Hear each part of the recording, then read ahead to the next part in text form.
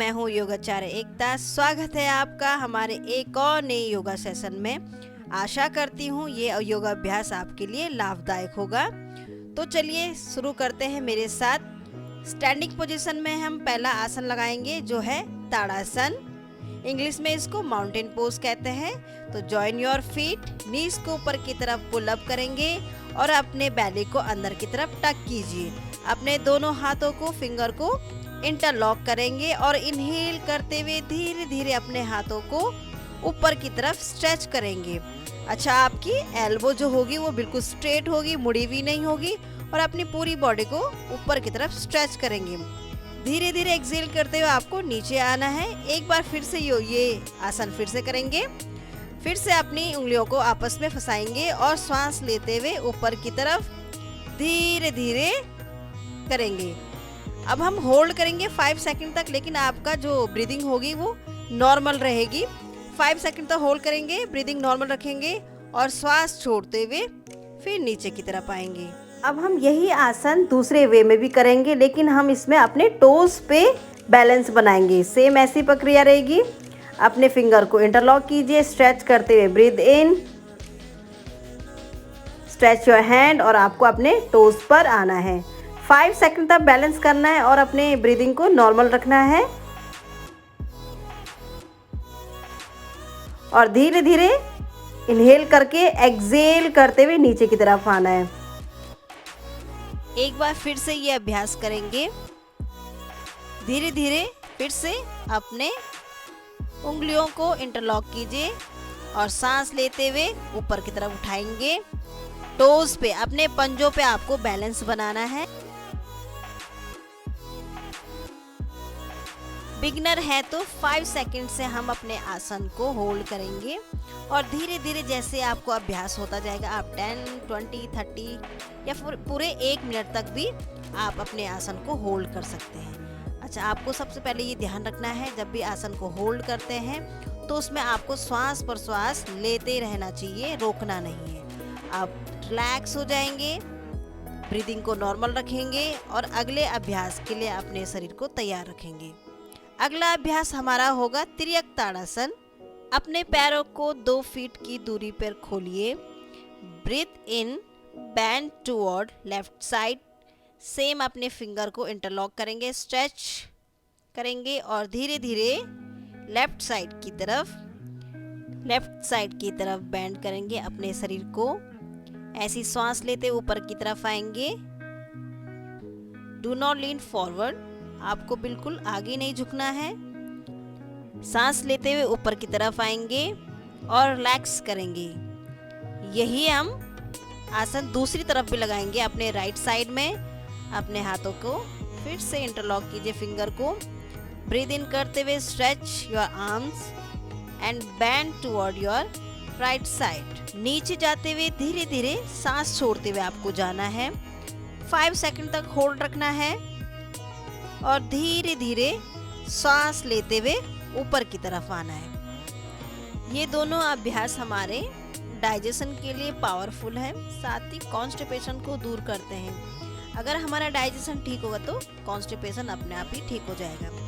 Blood circulation के लिए भी बहुत अच्छा आसन है ये और एकाग्रता बढ़ाने और अपने शरीर की लंबाई को बढ़ाने के लिए भी यह आसन बहुत ही लाभदायक है। अगला अभ्यास करेंगे हम। दूसरा आसन होगा हमारा त्रिकोण आसन। अपने पैरों को 90 डिग्री पे खोल देंगे और आपका जो लेफ्ट साइड का पैर है वो लेफ्ट की तरफ मुड़ा हुआ होगा, उसके पंजे लेफ्ट साइड की तरफ खुले हुए होंगे और राइट साइड का पैर के पंजे सीधे सामने की तरफ। ब्रीद इन करते हुए अपना राइट हैंड उठाएंगे और ब्रीद आउट करते हुए अपने लेफ्ट साइड की तरफ बैंड होंगे। जितनी आपकी क्षमता है धीरे धीरे उतना आपको नीचे की तरफ जाना है, आगे की तरफ नहीं झुकना है। अपने राइट हैंड को अपने राइट ईयर की सीध में रखेंगे, ऊपर देखेंगे और श्वास लेते हुए धीरे धीरे सामान्य अवस्था में आएंगे। एक बार फिर से करेंगे, मेरे साथ कीजिए।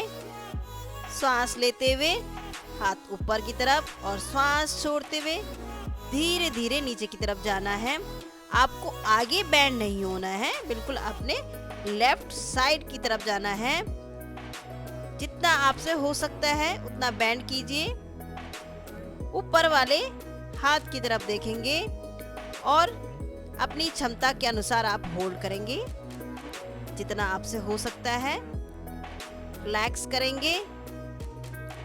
यही अभ्यास हम अपने राइट साइड करेंगे।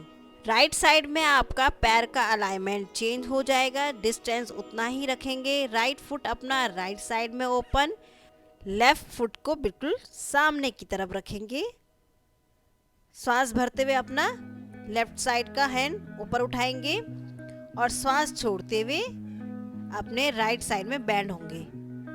जिन लोगों के नेक में पेन होता है वो ऊपर की तरफ ना देखे सामने देख सकते हैं। यह आसन आपके साइड में जो फैट जमा हुआ रहता है उसके लिए बहुत ही अच्छा आसन है। इस आसन से हमारे लंग्स एक्सपेंड हो जाते हैं और बॉडी एक टोन में आ जाती है। कमर की साइड में हमारा फैट जमा हुआ रहता है उसके लिए भी बहुत ही बेनिफिशियल है यह आसन। अब आप अपने मैट पर बैठ जाइए। अपने पैरों को सामने की तरफ खोलेंगे। दंडासन में बैठे। एड़ी, नी और हिप पूरे फ्लोर पर टच होने चाहिए और अपने टेल बोन पर बैठ जाएंगे। दोनों हाथों को अपने हिप के साइड में रखेंगे। इस आसन में बैठकर हम गौमुख आसन लगाएंगे। Cow face pose. हमारे पैरों की जो आकृति होगी वो गाय के फेस के जैसी होगी। दोनों पैरों को क्रॉस करते हुए फोल्ड कीजिए। दोनों पैरों के पंजे आपके हिप के सीध में रहेंगे। राइट पैर आपका ऊपर की तरफ है तो अपना लेफ्ट हैंड उठाएंगे सांस लेते हुए। ब्रीद इन कीजिए और अपने लेफ्ट हैंड को उठाएंगे और ब्रीद आउट करते हुए अपने राइट हैंड को पीछे से क्रॉस करते हुए चारों उंगलियों से पकड़ेंगे। यह आसन मैं आपको पीछे से भी करके दिखाऊंगी। इसमें आपके लंग्स पूरे खुल रहे हैं तो आपको लंबा गहरा श्वास प्रश्वास करना है। गर्दन बिल्कुल सीधी, कमर भी सीधा रखना है और श्वास छोड़ते हुए बिल्कुल आगे आना है। आपको एक बार मैं पीछे से करके भी दिखाऊंगी आपको कैसे अपने हाथों को क्रॉस करते हुए पकड़ना है। जो पैर आपके ऊपर की तरफ है उसका अपोजिट हैंड आपको श्वास लेते हुए उठाना है और नीचे से दूसरा हाथ। जो लोग अपने हाथों को पकड़ नहीं पाते हैं, पूरा खिंचाव नहीं ले पाते हैं, तो वो किसी बेल्ट, दुपट्टा या किसी भी चीज़ को पकड़ के दोनों हाथों के बीच में जो डिस्टेंस है उसको धीरे धीरे प्रैक्टिस करके कम कर सकते हैं। ये आसन दूसरी तरफ से भी करेंगे हम। बस इसमें हमारा पैर और हाथ का अलाइनमेंट फिर से चेंज हो जाएगा।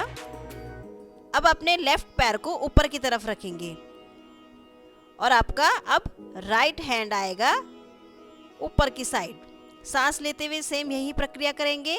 सांस लेंगे, हाथ को उठाएंगे और क्रॉस करते हुए हाथों को पकड़ेंगे श्वास छोड़ते हुए। होल्ड करना है ये आसन। होल्ड करते हुए अपनी श्वास को सामान्य रखेंगे।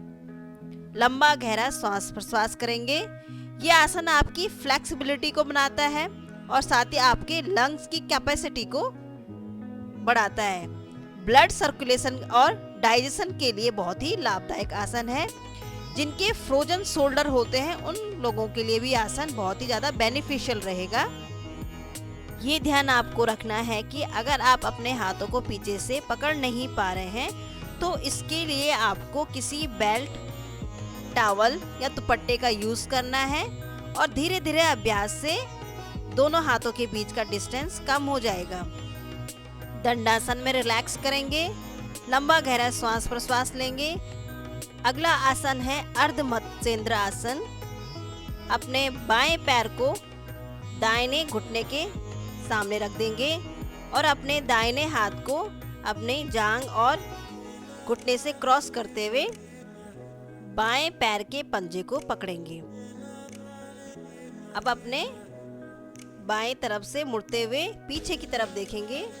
हाथ आपका बिल्कुल मुड़ा हुआ कमर पे और लंबा गहरा श्वास प्रश्वास करते रहेंगे। यह आसन थोड़ा बिगनर्स के लिए कठिन हो सकता है तो आपको क्रॉस करते हुए पकड़ना नहीं है। पैर को आप अपने घुटने के सामने रख सकते हैं। ऐसे धीरे धीरे वापस आएंगे। पैर को सामने की तरफ खोलेंगे और दूसरी तरफ से भी यह अभ्यास करेंगे। अब आपका राइट वाला लेग आपके लेफ्ट वाले नी के साइड में रखेंगे और अपने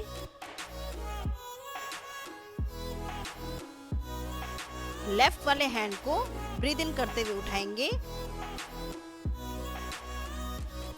ब्रीद आउट करते हुए आपको पीछे की तरफ मुड़ना है।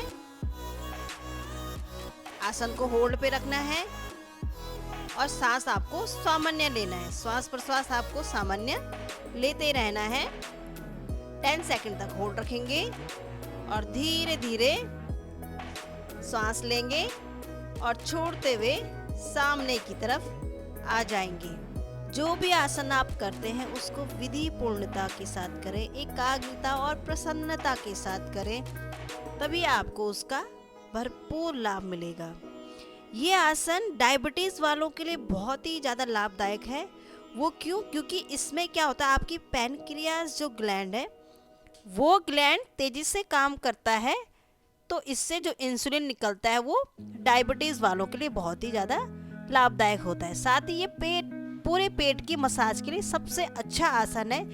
लीवर, आंतें, किडनी, पैनक्रियाज, हमारे जितने भी पेट के आंतरिक अंग हैं ये अच्छे से फंक्शन करते हैं। दंडासन में बैठकर रिलैक्स कीजिए। आसनों को करने से हमारे शरीर में हीट हो जाती है, तो उसको कूल डाउन कीजिए किसी भी आरामदायक आसन में बैठकर, जैसे सुखासन, शवासन में बैठकर या दंडासन में अपने शरीर को कूल डाउन कीजिए, जिससे कि आपको थका हुआ महसूस ना हो। मेरे साथ जुड़ने के लिए आप सभी का धन्यवाद। आशा करती हूँ कि आपको इन आसनों से लाभ प्राप्त होगा।